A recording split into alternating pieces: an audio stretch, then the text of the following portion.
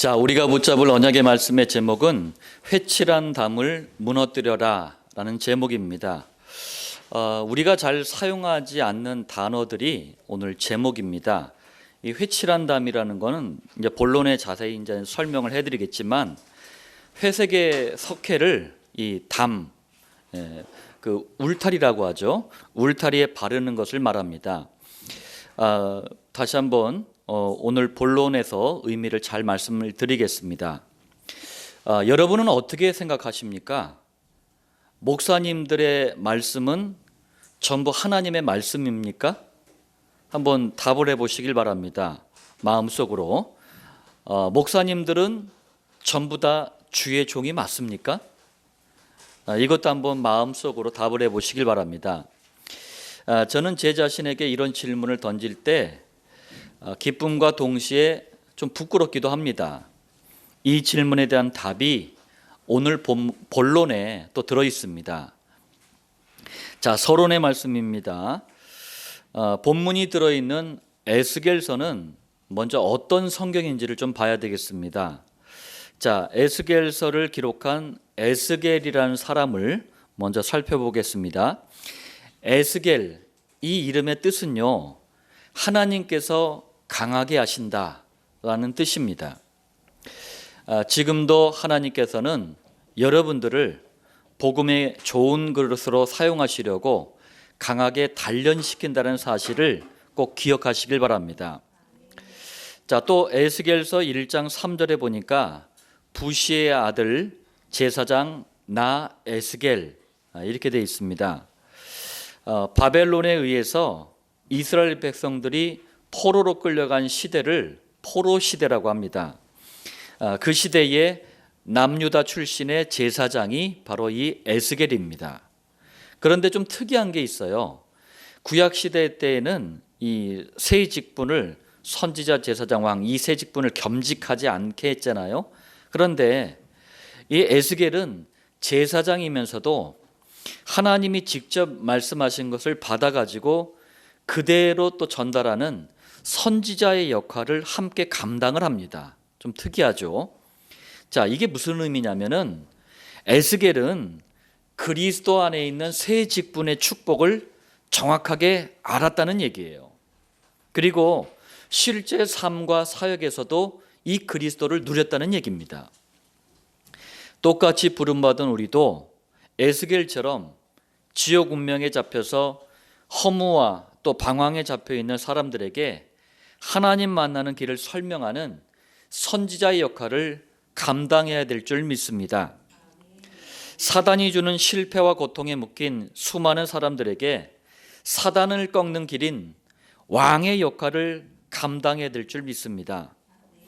원죄와 또 조상들의 우상숭배죄, 그리고 자범죄에 눌려가지고 저주와 재앙 아래 있는 수많은 사람들에게 여기서 완전히 용서받는 길을 설명하는 제사장의 역할을 에스겔처럼 감당하는 여러분들 되시길 바랍니다. 두 번째로 에스겔서의 구성을 보겠습니다. 1장부터 3장까지는 에스겔을 시대의 문제를 해결하는 유일한 해답이 있잖아요. 그게 그리스도 아닙니까? 이 그리스도의 일꾼으로 부르십니다. 4장부터 24장까지는 복음을 놓치고 이스라엘이 완전히 종교화되어 버렸어요. 그러니까 하나님께서 예루살렘과 유다를 심판하실 것을 말씀하시고 에스겔은 그대로 전달합니다. 25장부터 32장은요, 복음을 대적하는 7개 나라가 있었어요. 모압, 암몬, 에돔, 블레셋, 애굽, 두로, 시돈, 이렇게 7개 나라. 근데 민족으로 따지자면 16개 민족입니다. 이런 나라들에 대한 심판을 하나님이 말씀하시고 에스겔은 받아서 그대로 또 전달합니다.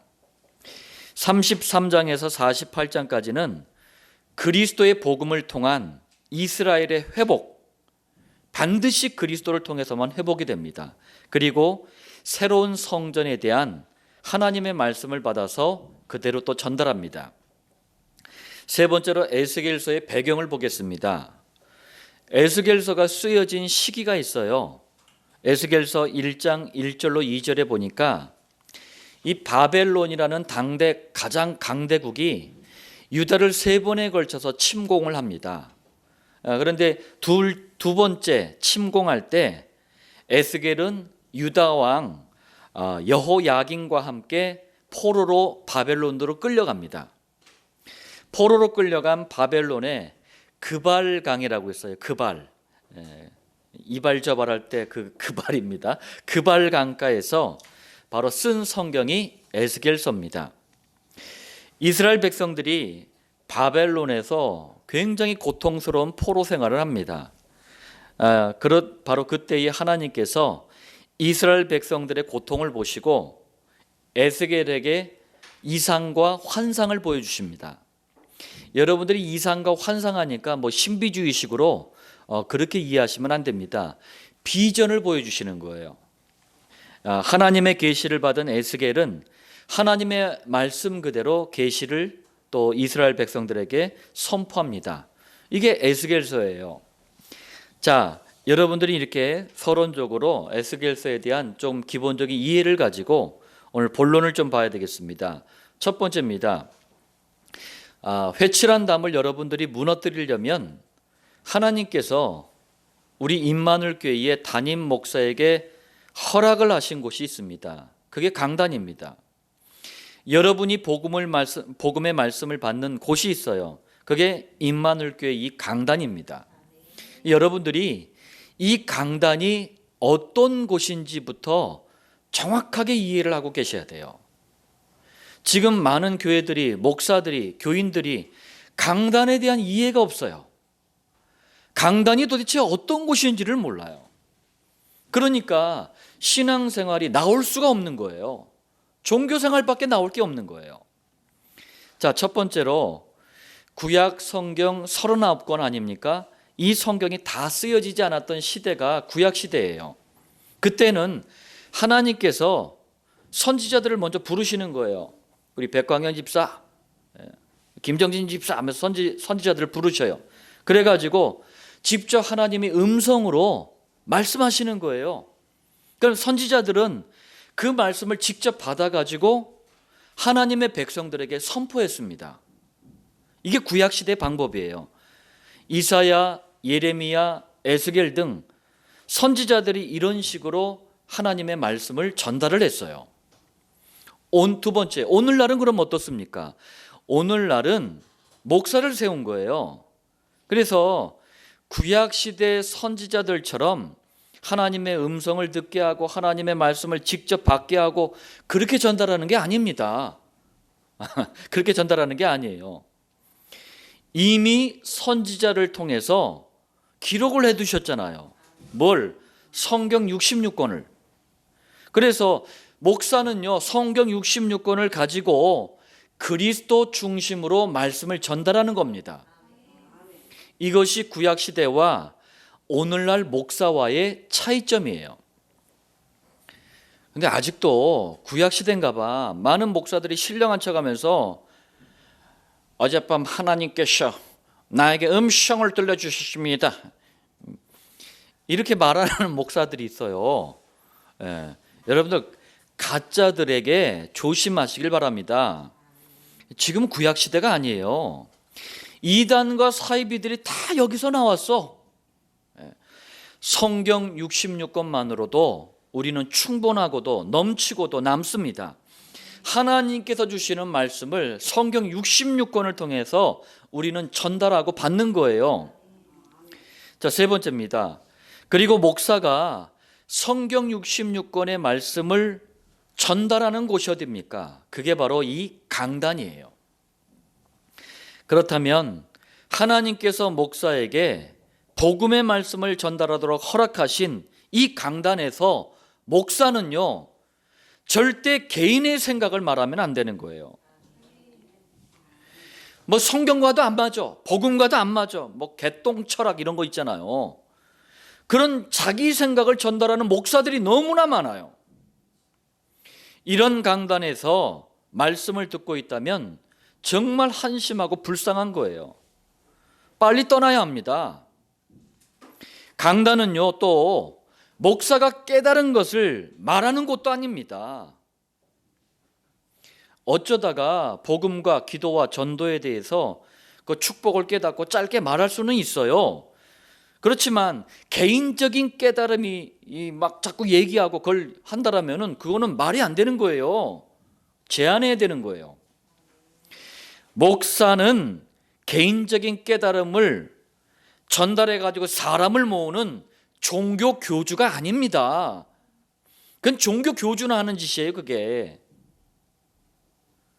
막 내가 막 희한한 걸 깨달았다고 하면서 막 성경에도 없는 희한한 걸 막 얘기를 하고, 강단이 우습습니까, 그렇게? 참. 자, 강단은요, 이 목사가 성령님의 인도와 역사를 따라가는 거예요. 그러면서 성경 66권을 그리스도 중심으로 풀어서 전달하는 거예요. 그러면 성도들은 그 말씀을 마음에 받는 겁니다. 그러면서 자신에게 말씀하시는 하나님의 세밀한 음성을 듣는 거예요. 이런 것은 사람이 만든 방법이 아닙니다. 성경의 주인공이신 예수님께서 직접 가르쳐 주신 방법이에요. 요한복음 5장 39절에 너희가 성경에서 영생을 얻는 줄 생각하고 성경을 연구하거니와.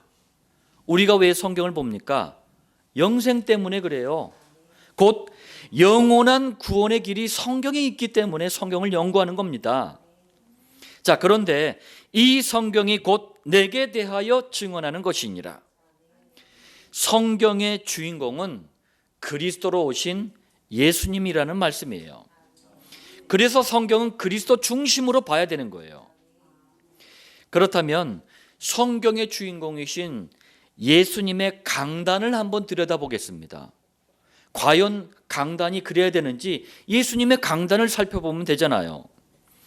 주님은 세례를 받으셨어요. 세례 요한한테. 그러면서 공적인 생애를 시작을 하십니다. 언제까지? 부활하실 때까지. 이 기간이 3년 6개월이에요. 개인의 인생뿐만 아니라 그리스도의 십자가를 구원을 성취하기 위한 이 생애를 공적인 생애, 그래서 공생애라고 합니다. 공생애 동안 예수님의 강단을 들여다보잖아요. 똑같아요. 강단을 통해서 한 가지만을 계속 전달하셨어요. 누가복음 24장 27절에 모세와, 여러분들 창세기, 출애굽기, 레위기, 민수기, 신명기 이 5권을 모세오경 또는 모세라고 이렇게 얘기를 합니다. 그러면서 모든 선지자의 글로 시작하여 선지자들이 기록한 이 모세오경을 제외한 나머지 구약 성경을 모든 선지자들 이렇게 표현한 거예요.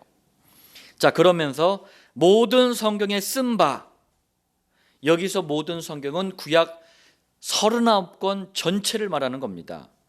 자, 한마디로 구약 성경 전체에 쓴 게 뭐냐? 구약 성경을 통해서 기록된 게 도대체 뭐냐? 자기에 관한 것을 자세히 설명하시니라. 구약 성경 전체가 그리스도에 대한 기록임을 분명하게 밝혀주고 있는 거예요. 다시 말하자면 구약 성경은 원죄 사단 지옥을 해결하는 그리스도의 일을 하러 오실 예수님에 대한 설명서다, 그 말이에요. 그러니까 예수님의 강단은 당연히, 너무나도 지극히 당연히 그리스도 중심으로 그리스도만 선포하는 강단이었던 거예요. 그런데 참 놀라워요. 그리스도만 전달했는데 나타난 결과를 한번 보세요. 그게 누가복음 24장 32절이에요. 자, 이 강단의 말씀을 받은 두 제자가 이렇게 고백을 합니다. 우리에게 말씀하시고 우리에게 성경을 풀어주실 때에 어떻게 풀어주셨어요? 39권 전체가 그리스도에 대한 설명이다, 이렇게 풀어주신 거예요. 그랬더니 결과가 뭡니까? 우리 속에서 마음이 뜨겁지 아니하더냐. 강단에서 목사가 개인적인 생각이나 개인적인 깨달음을 말하면 안 됩니다. 그런 걸 말하면 안 돼요. 그리스도만 말했는데 마음이 뜨거워졌다는 거예요. 이것이 바로 성경이 말씀하시는 은혜 받는 방법이에요. 막 떼굴떼굴 구르고 막 그냥 막 혀가 꼬이면서 성경에서 말씀하시는 그 방언도 아닌 방언을 해가면서 막 힌두교에서 가져온 그 신비주의 체험, 입신을 해가면서 이게 은혜 받는 게 아닙니다. 성경을 통해 그리스도를 깨닫는 것이 은혜 받는 유일한 방법이라는 사실을 믿으시길 바랍니다. 자, 그런데 참 안타깝고 너무나 애통한 일이 있어요. 오늘날 교회 강단을 한번 들여다보세요. 너무나 이상해. 희한해. 이게 뭔 은혜인지 모르겠어요. 성경을 그리스도 중심으로 풀어서 전달하는 강단을 찾아보기가 너무 힘들어요. 목사님이 잘생겼다 못생겼다 그 얘기를 하는 게 아니에요. 교회가 크냐 작으냐 그 얘기를 하는 게 아닙니다. 뭐 교인들이 어떠냐 저떠냐 그런 얘기를 하는 게 아니에요. 강단에서 성경을 그리스도 중심으로 풀어서 전달하는 강단을 찾아보기가 너무 힘들다 그 얘기입니다. 자, 본론 두 번째입니다. 그럼 왜 그런지가 나와 있어요. 왜 그렇습니까? 교회 안에 목사들에게, 교인들에게 있는 회칠한 담 때문에 그래요. 우리는 이것을 무너뜨려야 합니다. 자, 그럼 첫 번째로 에스겔서 13장 10절에 어떤 사람이 담을 쌓을 때에 그들이 회칠을 하는도다. 그럼 회칠한 담이 도대체 무엇을 말하는 겁니까? 제가 서론에서 잠깐 얘기했지만 회칠한 담은요, 여러분들 담이 무너지려고 하면, 울타리가 이렇게 무너지려고 하면 수리를 해야 되잖아요. 그 훼손된 걸 고쳐야 되잖아요. 그런데 그걸 수리를 안 해. 그 회색의 석회가 있거든요. 회색의 석회. 이걸 갖다가 대충 발라가지고 겉으로 볼 때는 멀쩡하게 보이도록 속이는 걸 회칠한 담이라고 하는 거예요. 그럼 다시 말하자면 이게 회칠한 담이 뭐냐? 교회와 목사와 교인이 복음이 아니고 종교화된 것을 말하는 거예요. 그걸 회칠한 담이라 그래요. 그리고 교회와 목사와 교인이 복음이 아닌 것 있잖아요. 율법주의, 신비주의, 인본주의, 기복주의, 사회구원, 이건 복음이 아닌 거거든요. 다른 복음을 자꾸 붙잡고 있는 걸 회칠한 담이라 그래요. 여러분들 한번 생각해 보세요. 우리 인생이 복음 없어서 무너져 버렸잖아요. 우리가 복음 없어서 고통했잖아요. 그게 무너지고 훼손된 담이란 말이에요. 이거는 그리스도가 아니면은 치유가 안 되는 거예요. 그런데 그리스도 대신 자꾸 다른 걸로 발라버리는 거예요. 종교로 발라버리고 다른 복음으로 발라버리고. 그런데 문제가 있어. 이게 회칠한 담이 오히려 더 멋있어 보여. 그럴듯해 보여요. 겉모습이. 속은 다 썩었는데, 속은 무너져 가는데 그럴듯해 보여요. 다시 한번 말씀드립니다. 회칠한 담은 반드시 무너지게 돼 있어요. 아니, 자신도 모르게 지금도 조금씩 무너져 가고 있는 중입니다. 두 번째예요. 그렇다면 교회 안에 또 목사들에게, 교인들에게 있는 회칠한 담이 도대체 무엇인지 구체적으로 오늘 본문 에스겔서 13장 1절로 10절을 통해서 한번 보겠습니다. 자, 13장 2절에 자기 마음대로 예언하는 자. 여러분들 말씀을 가지고 현장을 한번 들여다보시길 바랍니다. 예언이라는 게 뭐냐면요, 무당처럼 귀신의 도움을 받아가지고 앞날을 대강 알아맞히는 걸 예언이라고 하지 않아요. 여러분들도 경험해 보신 분들이 있잖아요.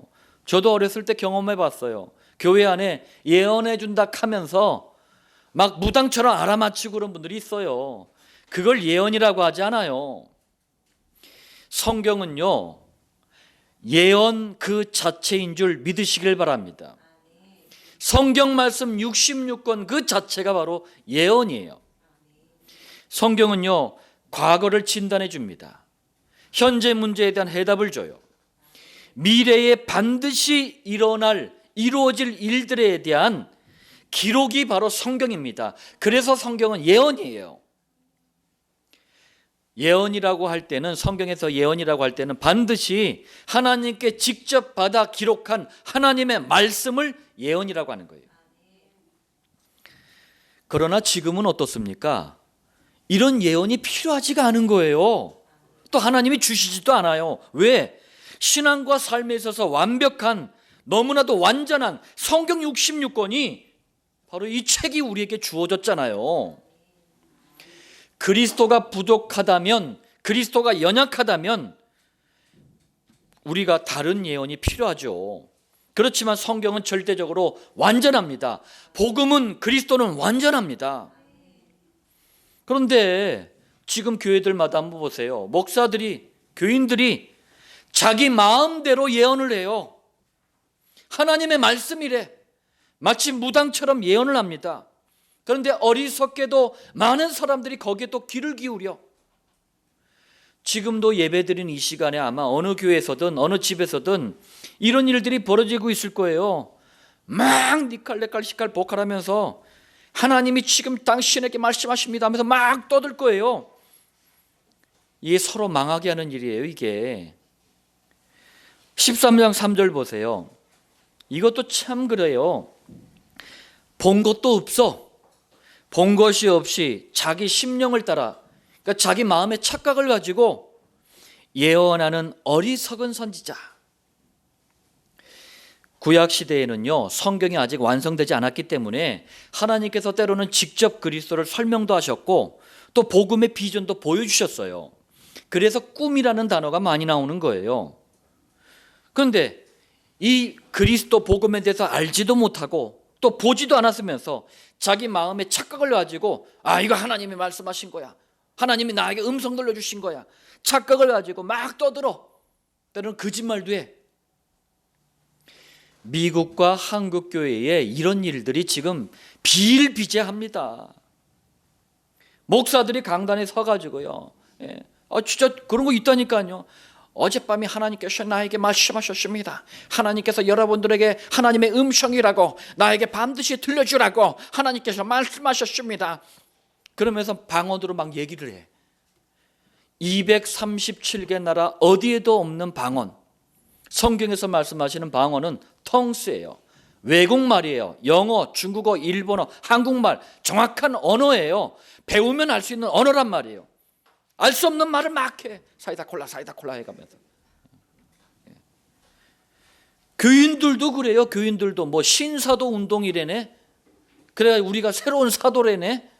그래 교인들이 막 예배 끝나고 나서요, 예배 같지도 않은 예배 드리고 나서 3, 4, 5 앉아가지고 하나님께서 지금 나에게 말씀하십니다 하면서, 집사님 하나님께서 음성으로 말씀하십니다 하면서 얘기해줘. 하나님께서 이런 사람들에게 분명히 말씀하십니다. 내가 보여준 적 없거든 이라고 말씀하셔요. 자, 13장 4절입니다. 너의 선지자들은, 좀 희한하지 않으세요? 하나님의 선지자라고 하지 않고 너의 선지자라고 그랬어요. 무슨 말이죠? 내 감정에만 맞춰줘. 내 기분이 안 좋아. 그런데 기분에 딱 맞춰줘. 내 욕심이 이만큼이야. 그 욕심에 맞춰줘. 내 악한 동기 여기에만 딱 맞춰줘. 이런 메시지, 이런 말씀만 전달하는 너의 선지자, 곧 너의 목사, 이런 사람들이 참 많다는 얘기예요. 오늘날 목사들이 강단에서 듣기 좋은 소리만 해댑니다. 왜?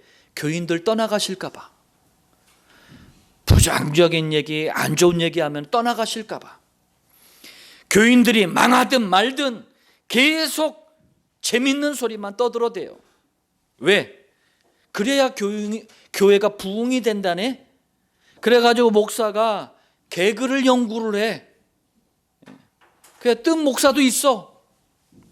10년 동안 목사들이 한 설교 중에서 재밌는 거를 다 출연해가지고 그걸 자기 것으로 만들어가지고 입만 열면 뻥뻥 터져 웃음이. 이게 너의 선지자예요. 13장 4절에 또 말씀합니다. 황무지에 있는 여우 같으니라. 성경의 주제와도 아무 상관이 없어요. 성경의 주인공도 아니에요. 성경의 핵심도 아니에요. 그런 말씀을 전달하는 강단은 목사 자신뿐만 아니라 자신도 마찬가지예요. 교인들을 황무지처럼 만들어버려요. 황폐하게 만들어버려요. 이것은 간교한 여우 같은 사단이 배후에서 역사하는 짓입니다. 또 13장 5절의 말씀이에요. 성 무너진 곳에 올라가지도 아니하였으며, 성이 무너졌는데 올라가지도 않아. 그거 고치려고 하지도 않아. 성벽을 수축이란 말은 수리해서 다시 쌓는 거예요. 성벽을 수축하지도 아니하였느니라. 성벽이 무너졌는데도 그걸 다시 쌓으려고 하지도 않아. 무슨 얘기입니까? 목사와 교인이 종교화되고 자꾸 다른 복음이 강단에서 나오면 이미 무너져버린 교인들의 영육간의 삶을 치유할 수가 없는 거예요. 앞으로 들이닥칠 문제도 막아낼 수가 없는 거예요. 복음으로 그걸 빨리 다시 싸매주고 다시 세워주고 해야 되는 거예요. 13장 6절에 여호와께서 말씀하셨다고 하는 자들이, 여호와께서 말씀하셨다가 아닙니다. 여호와께서 말씀하셨다고 하는 자들이 무슨 말입니까? 곧 죽어도 여호와가 자기에게만 말씀을 하셨다네. 곧 죽어도 나에게만 말씀하신다고 막 우기네. 그 얘기예요. 허탄한 것과, 허탄이란 말은 뭡니까? 아무 쓰잘데기가 없는 거야. 어이가 없는 거예요. 허탄한 것과 거짓된 점괘를 보며 이런 짓들을 하는 사람들이 있어요. 그게 무당, 점쟁이, 역술인들입니다. 이 사람들이 하는 짓과 똑같은 짓을 하는 거예요. 임마누엘 교회가 있는 사동 지역에 어느 교회가 하나 있어요. 목사가 여자입니다. 보니까 지들끼리 안수해가지고 3개월 만에 뭐 갑자기 전도사 됐다가 6개월 만에 목사 되는 그런 교단에 속한 목사예요. 그런데 교인들에게 예언을 해준다면서 막 불러내. 그걸 주일날은 안 해. 평일날에 치유집회라는 이름으로 하면서 죽은 태아의 영혼을 불러가지고 점을 쳐준다네. 이게 무당이지 목사입니까? 자, 사람들에게 그 말이 확실히 이루어지기를 바라게 하거니와, 기가 막혀요. 이게 무슨 말인지 아시겠어요? 자기가 한 말이 하나님의 한 말이 아니거든. 거짓말이거든. 그런데 속였잖아요. 막 우겼잖아요. 교인들이 진짜 이게 하나님의 말씀이야 라고 받아들일 수 있도록 현란한 현란한 말솜씨로 그냥 말씀대로 이루어질 것이다, 믿습니다 해 하면서 막 이렇게 막 하는 거예요. 그럼 교인들은 그 말이 기뻐가지고 막 헌금도 갖다 바치고 집 갖다 바치고 다 갖다 바치네. 그러나 그들은 여호와가 보낸 자가 아니라. 제가 서론에 질문을 했습니다. 교인들은요, 목사들을 싹 다 주의 종이라고 말합니다. 과연 목사들 모두가 주의 종일까요? 아닙니다. 그리스도의 종이 아닌 목사도 분명히 있습니다. 이 말은 목사가 말했다고 해서 무조건 다 하나님의 말씀은 아니라는 얘기예요. 그러니까 우리 성도님들도 분별을 잘해야 돼요. 여호와께서 보낸 목사가 주의 종이 전달하는 여호와의 말씀을 듣길 바랍니다. 13장 7절이에요. 너희가 말하는 여호와의 말씀이라 하여도, 쥐들이 막 여호와의 말씀이라고 우겼잖아요. 아닌데도 내가 말한 것이 아닌즉 어찌 허탄한 묵시를 보며, 묵시라는 게 원래는 그 하나님이 직접 말씀하신 진리의 말씀들을 묵시라 그래요. 허탄한 묵시니까 가짜인 거예요. 허황된 거예요. 거짓된 점괘를 말한 것이 아니냐. 앞에 13장 6절 말씀을 다시 한번 정리한 말씀이에요. 자, 이게 지금 교회 안에 목사들에게, 교인들에게 있는 회칠한 담입니다. 이걸 무너뜨려야 돼요. 세 번째입니다. 본론 세 번째입니다. 목사와 또 교회 안에 교인들에게 있는 이 회칠한 담을 여러분들이 우리가 그대로 방치해 두면은요, 반드시 오는 결과가 에스겔서 13장 1절로 10절에 나와 있습니다. 첫 번째로 13장 3절이에요. 주 여호와의 말씀에, 여호와의 이름을 걸고 말씀하신 거예요. 화가 있을진저. 종교화되고 다른 복음을 붙잡으면 그리스도께서 반드시 징계하신다는 말씀이에요. 여러분들, 성경을 바르게 보고 생각이 조금만 바른 목사라면, 또 바른 성도라면 솔직히 나라 걱정합니다. 지금요, 우한폐렴도 그렇고 정치권이 너무나 혼란스러워요.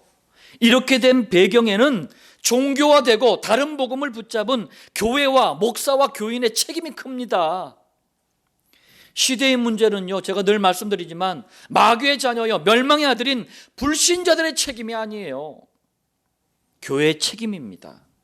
반드시 화가 있다고 말씀하셔요.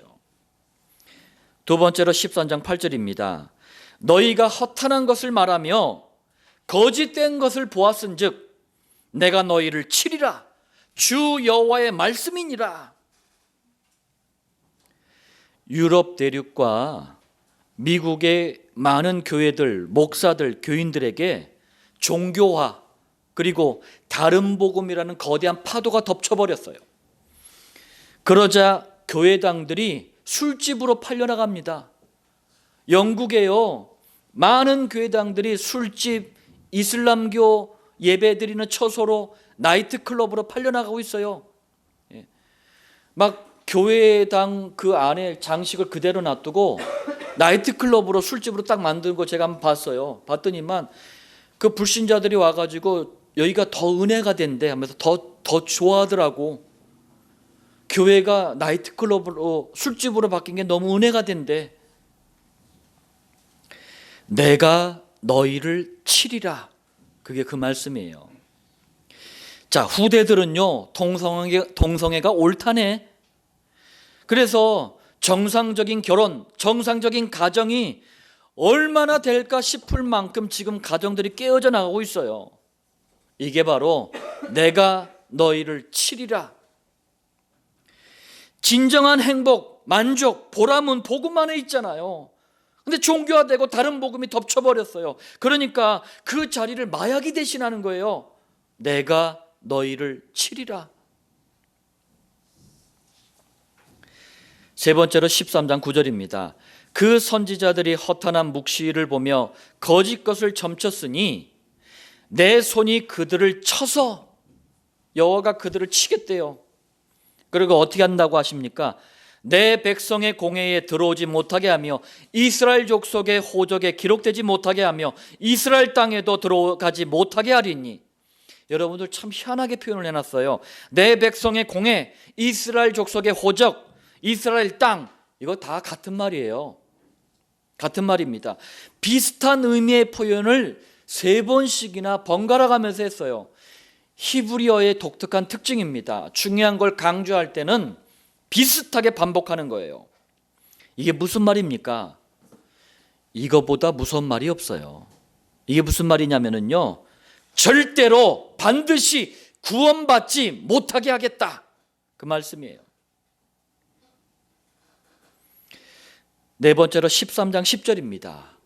이렇게 칠 것은 무슨 말이냐? 주님이 이렇게 징계하는 이유가 뭐냐? 그 얘기예요.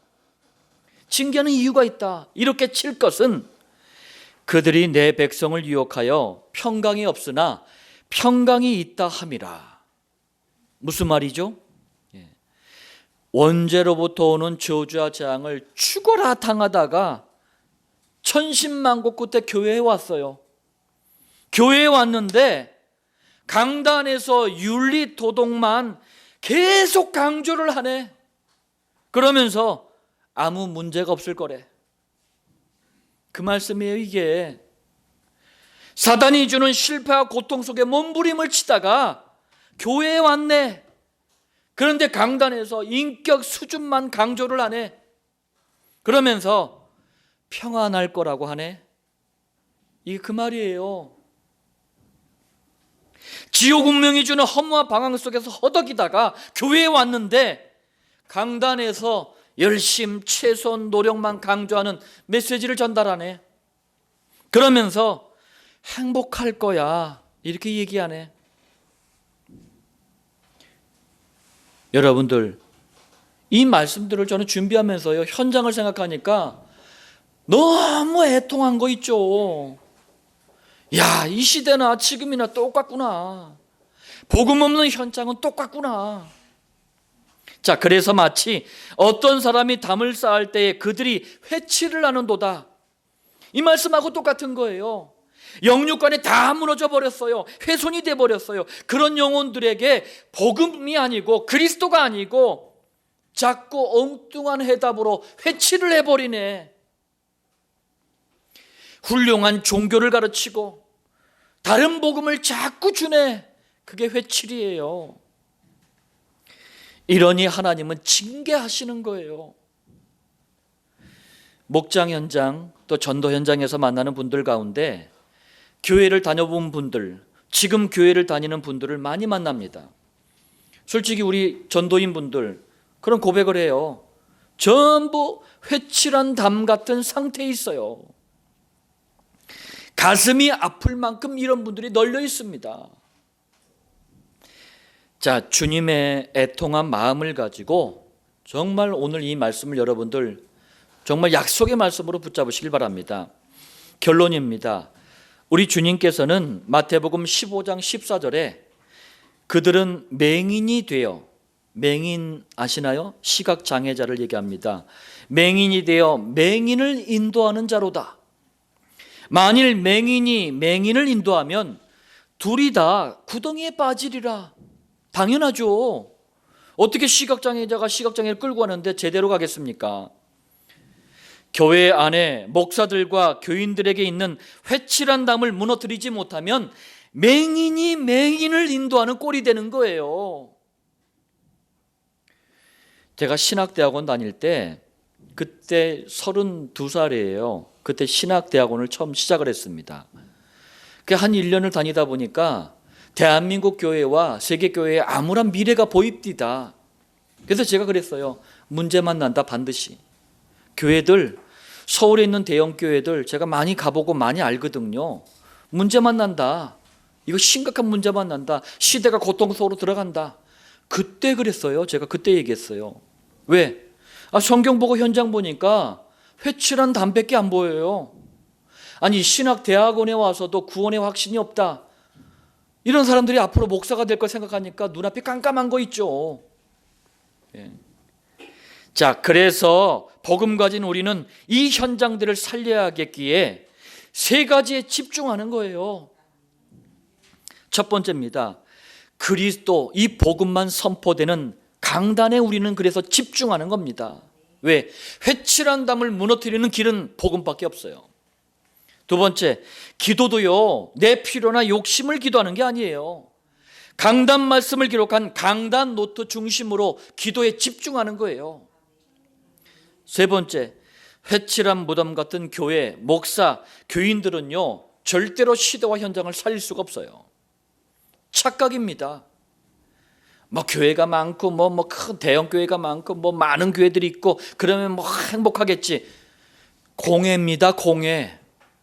바른 교회 한 교회가 있으면 되는 거예요. 그래서 하나님께서는 복음과 기도의 비밀에 집중하는 비밀을 가진 우리들을 연약한 줄, 무능한 줄 뻔히 아시면서도 전도에 쓰시는 거예요. 이게 목장의 원리입니다. 목장은 전도에 집중하게 하는 성경적인 전도 방법이에요. 회칠한 담을 무너뜨리라. 이 말씀을 통해서 하나님의 세밀한 음성을 들으신 줄 믿습니다. 이 말씀의 성취를 누리는 증인들 되시기를 예수님 이름으로 축복합니다.